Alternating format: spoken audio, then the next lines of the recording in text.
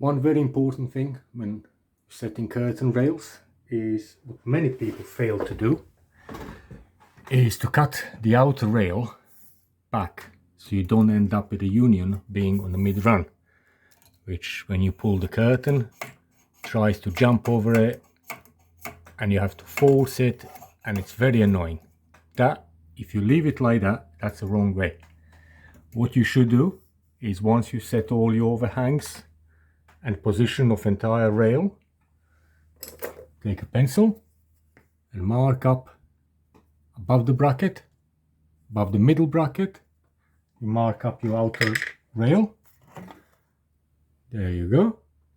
And I'm going to take it off, slide inner rail out of the outer rail, cut it there, and reinsert the plastic ring. So the rail comes off.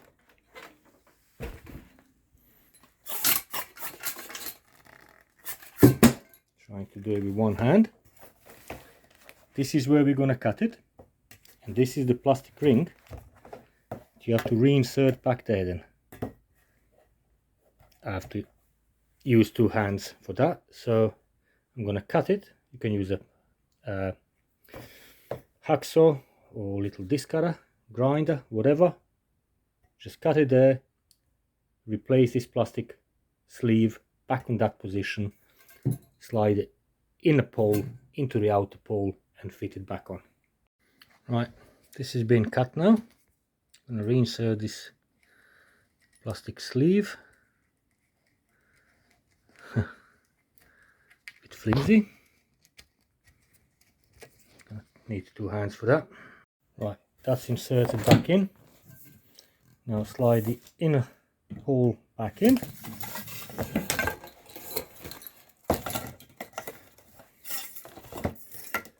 Get one on each side on the ends, and then we have 6, 8, 10, 6, 8, 10. So one on each side there.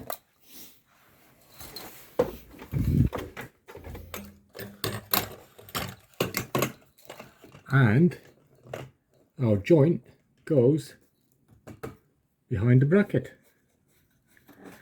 So it's not on a mid-run anymore.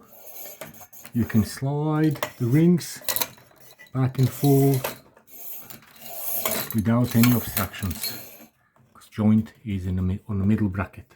That's the proper way. Always keep one or two rings on the outer edges as well. There you go. Easy, simple. Many people fail to do that. Thumbs up.